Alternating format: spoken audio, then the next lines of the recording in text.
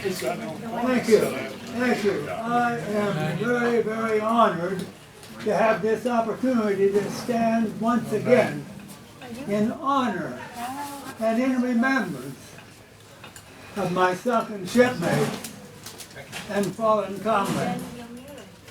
Also, I'm honored to be here as a standing and speaking representative of all of those individuals.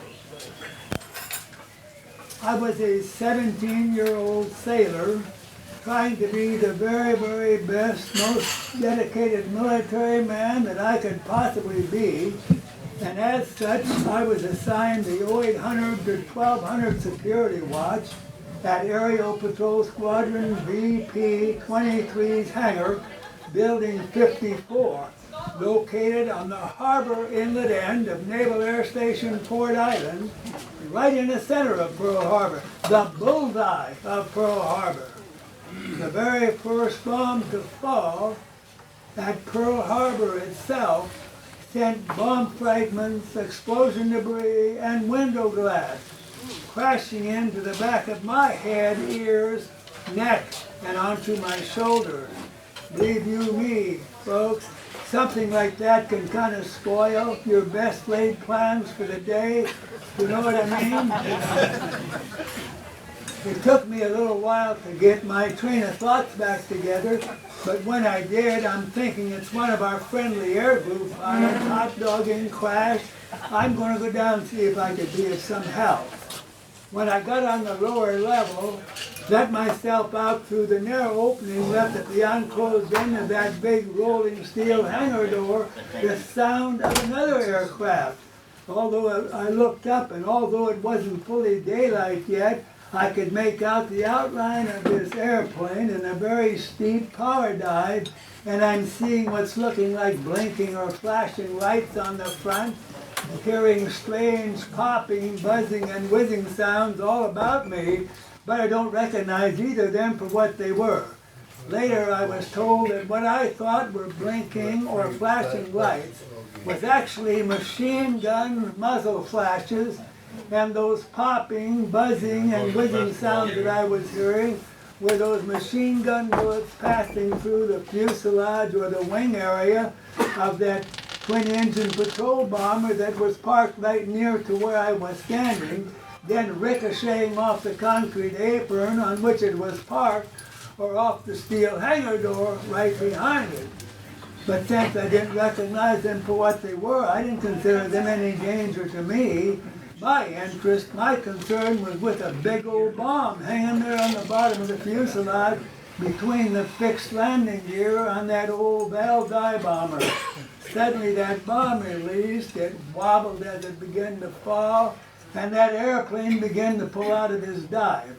By the time it had completed its dive and was in level flight, I don't think it was more than 100, 150 feet over my head.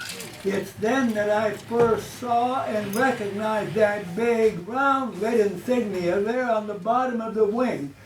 That, and the fact that he has just dropped a bomb, has convinced me that, oh, these are not the friendly fellows I thought they might be, you know. I turned around, hurried back inside the hangar, hoping I could find someone with a key to the ammo shack. All of our guns and ammunition was locked up, and I wanted to get a gun and get at these guys, you know. But as I come in the front door of the hangar, the other few that I was on duty with that morning were heading out the back door. Somebody, I suppose the duty officer, spots me and says, "Hey, you, follow me." I went after him. I thought, oh boy, he must be in charge here, you know, we'll go get guns and put up a defense.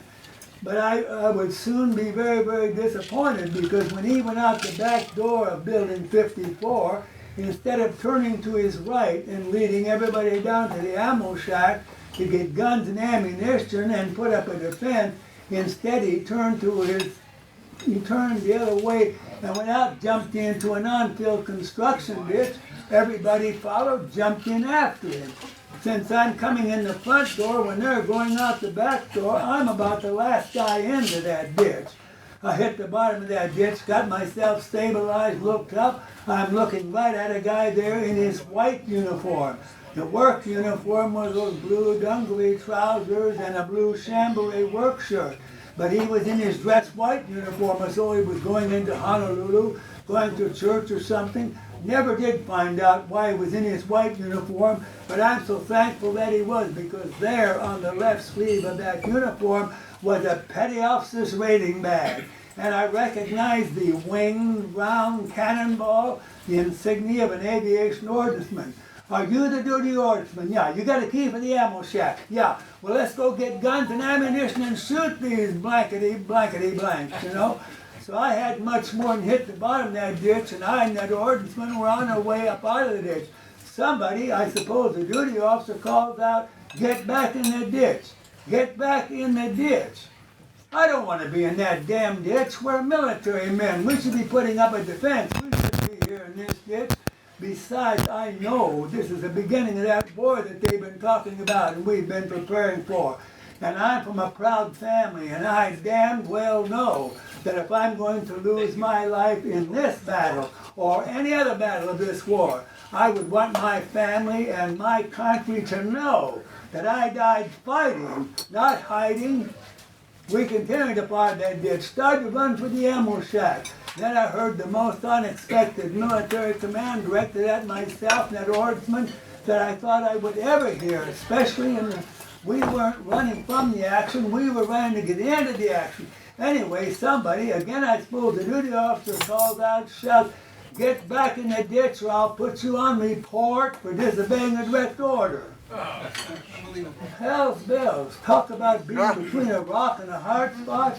These guys in these airplanes are machine gunning and dropping bombs in the area, trying to do as much damage as they could, destroy as many of our airplanes as possible, maybe as collateral damage, kill a few of us, and our own duty officer, cowering here in the ditch, is threatening us with military discipline for one to defend ourselves? With total and complete disregard for the threat of military discipline, with total and complete disregard for the fact that aerial bombs and machine gun bullets were raining down on the hangar to where we were running. We continued to run. We made it to the ammo shack. The ordnanceman had locked the door, let himself in. I'm right behind him. "What do you want?" "Give me a 50 caliber machine gun." I'm a recent farm boy. The biggest gun I'm used to firing is a little 22 caliber shoulder fired rifle. This machine gun is not a shoulder-fired machine gun. It's a fixed-mount machine gun. Hell, man, it looked to me like a cannon without wheels, you know. But I took it as best I could, most likely cradled it in my arm, turned and started for the door. By now, I guess a few other brave souls figured they hadn't ought to be in that ditch either, and they had followed us to the ammo shack. The guy coming in the door was somewhat taller than I, huskier build. I just offloaded that machine gun to him, saying, "Here, take it to the PBY, parked in front of 23's hangar. I'll get the ammo." He looked a bit surprised, but he took it, turned, and out the door he went. I turned around, and there again, I'm so thankful and grateful for that aviation ordnanceman, because without his cooperation, none of this defense that I was trying to set up there on that end of Fort Island could have or would have occurred. Anyway, when I got those cans of ammunition out the door, I went. Now, I'm not a runner or a spinner, never have been. But I guarantee you, I beat the guy with the gun to the airplane. We were approaching that airplane from the port side, basically the southeasterly direction, about the same direction that the attacking aircraft were approaching from. But the ladder that begins the airplane was hanging from the starboard gun blister. I ran around the backside of the airplane, set those canisters down, started up the ladder. I don't think I got more than a couple of runs when it dawned on me, hey, if I get inside this airplane, am I going to be strong enough to reach down and pull that big old gun up inside? I'm not so sure of that. So I was only a 17-year-old kid. Anyway, I jumped down off the ladder just as the guy with the gun got there, and I said, "Give it to me. You get up inside. I'll hand it to you." Boy, he chopped up that ladder, jumped inside, turned around, reached down. I got the gun to him somehow, most likely muzzle first, which is the lightest end, but which is also a safety no-no. But I don't think either one of us were thinking much about safety right at that time. I shouted, "Put it in the port blister. That's the side they're coming from." He turned and disappeared into the fuselage of that airplane. I grabbed the canister of that ammo in my left hand, guided myself up the ladder with the right hand, set that inside the airplane, back down the ladder, got the second canister back up, set it inside, jumped inside, picked those two canisters up, turned and stepped across to the port gun blister just as he was swinging that machine gun out and locking it in firing position. I set the canisters down under the gun, flipped the lid open, come up at the end of the belt, ready to load, thinking he'd have the breech open. But he was just standing there staring skyward. I looked up and here comes another one of those airplanes in a power dive. Same old blinking flashing lights, big old bomb hanging in the bottom. Man, I couldn't wait, and this other guy to get his train of thoughts back together. I just reached over, slid the lock forward, threw the breech open, fed the end of the belt into the loading magazine, slammed the breech shut, grabbed the charging pin, pulled it back and let it go. Bam! We got around the chamber. Shoot! I shouted, and he pulled the trigger. Now, I guess he was one of those guys that thought with the machine gun, you don't have to aim. You just point in the general direction and far away. But I stood there and watched those tracer bullets fly off through empty space, somewhere near to where that airplane had just been. I think that's when my country boy hunter instinct kicked into gear. I used to shoot jackrabbits on the run, Chinese ringneck pheasants on the fly, not with a shotgun, with a .22 caliber rifle. I knew that you had to aim and put that bullet where you thought the target would be when the two of them came together.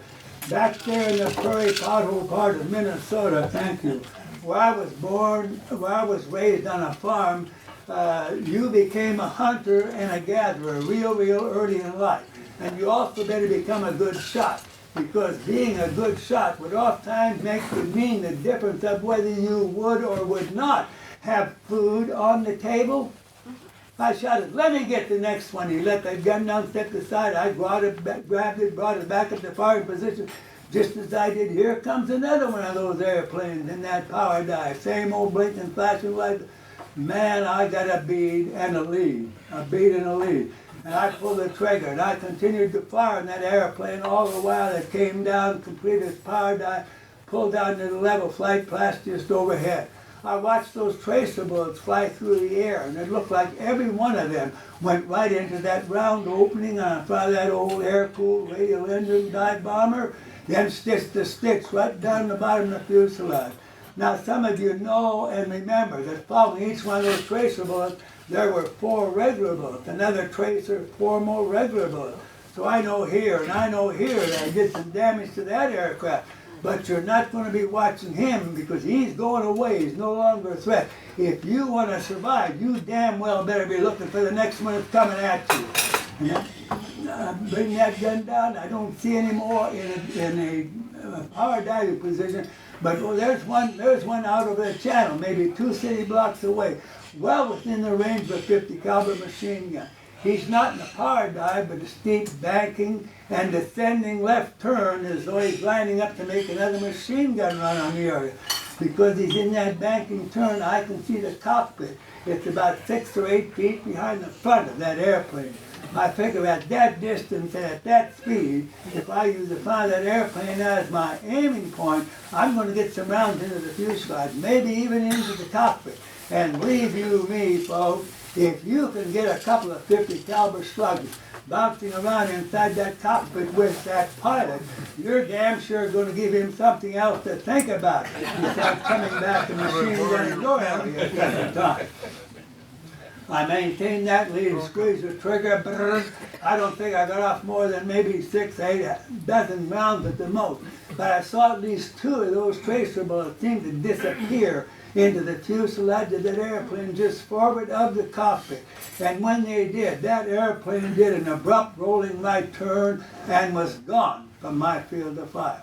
No more aircraft came back to bomb or to strafe our end of the island that morning. I think he got on his communication equipment and told those other pilots, don't go back there anymore, don't go back there anymore. I stayed at that gun, and a little while later, about halfway through that raid, about the same time that the second wave of those attacking aircraft came in, the USS Nevada came down the channel, making a run for open water. Boy, oh boy, those pilots, those airplanes got on it like a swarm of bees. They were hoping they could sink it there in the channel, and that would have blocked the harbor for some time. And I got to fire a short burst at some of those aircraft as they passed through my limited field of fire. But by now, our own aircraft parked on the ramps and on the apron and adjacent hangar, Building 6, Hangar 1, all of which were between where I was firing from there in front of Building 54 and where the Nevada was heading in the area of Hospital Point. Those airplanes and that hangar were beginning to burn so fiercely, putting up such heavy clouds of black smoke, that it just obliterated that field of fire. 50 years later, I was listening to a news broadcast from Pearl Harbor. It seems that year that they had made a great effort to locate as many of those Japanese pilots as they possibly could who had participated in that raid, who had survived the war and were healthy enough and willing to travel. And they brought them back to Pearl Harbor for that anniversary.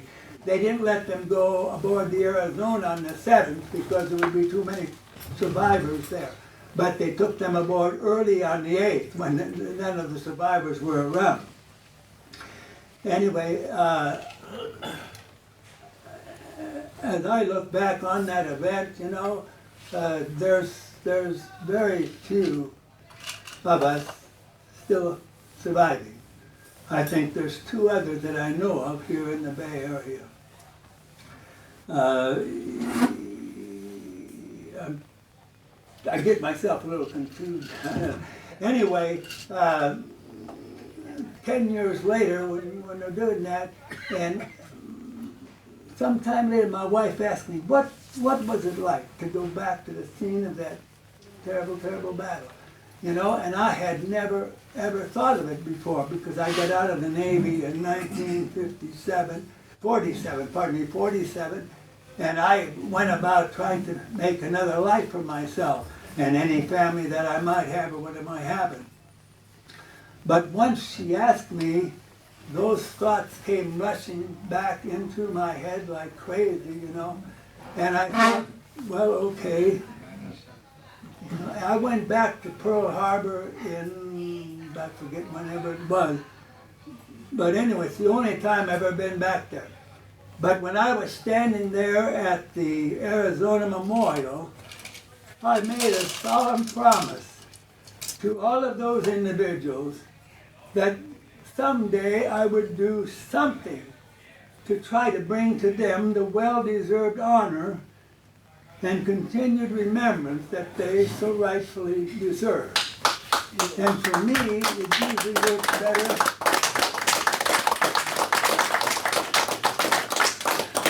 For me, it usually works better if I put it in a group of verses rather than a line-by-line, paragraph-by-paragraph, page-by-page story form.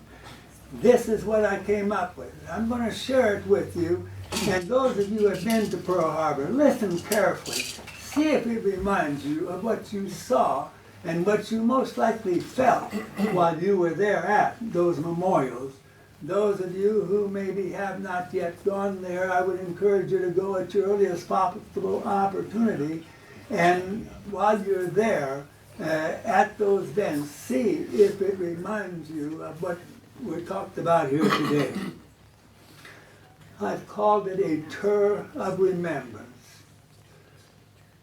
From within those rusting hulls of sunken ships, reminders of what used to be, echo calls to remember from those there entombed that freedom is never free.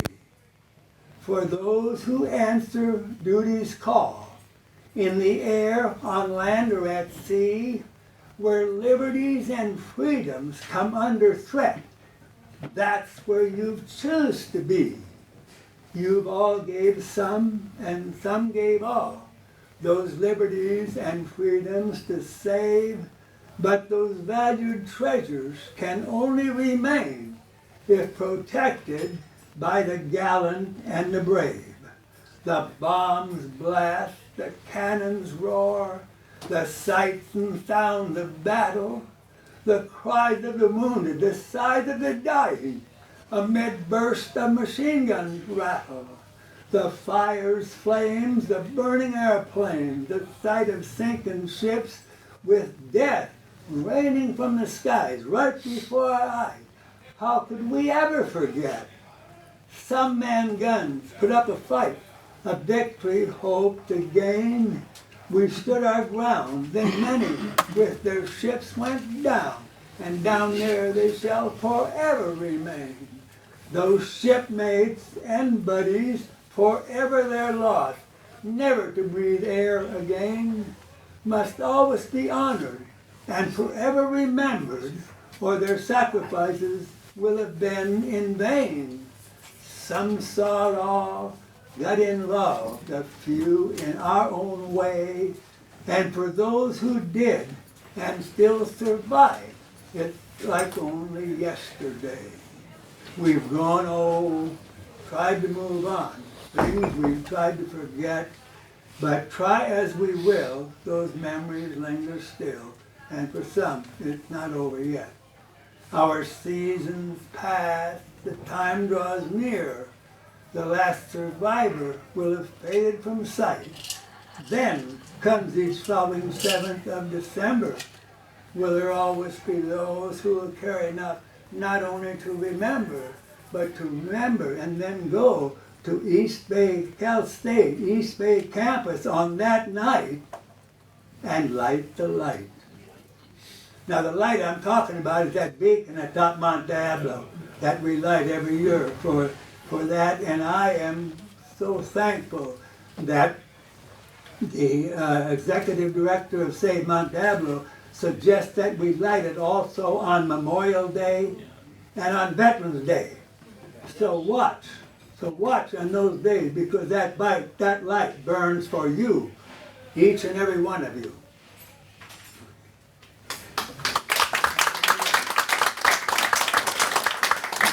For all of those of you who have stepped forth, donned the uniform, laid your lives on the line to provide, protect, and preserve the liberties and the freedoms that mean so much to everyone.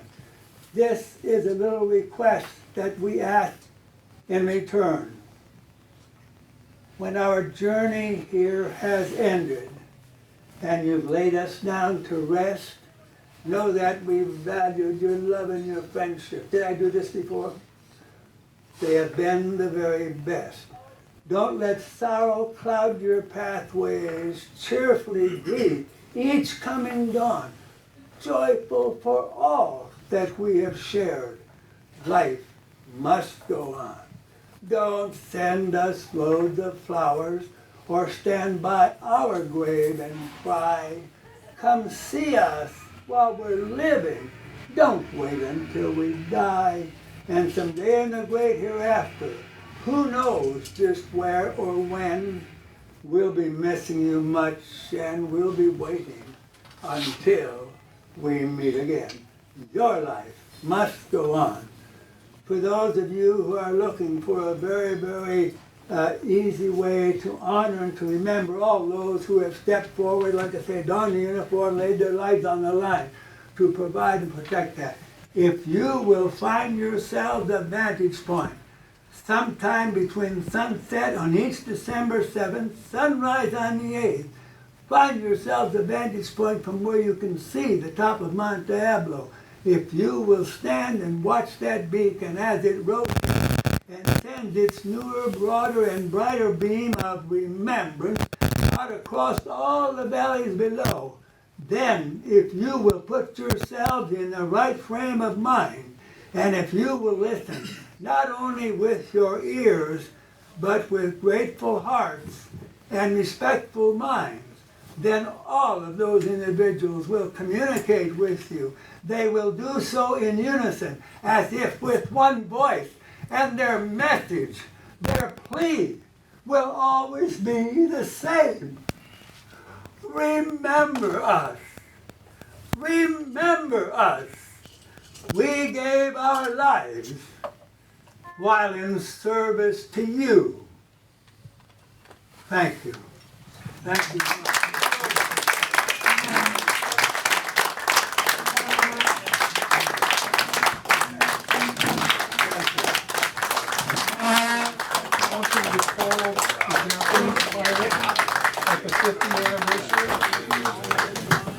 pilot was?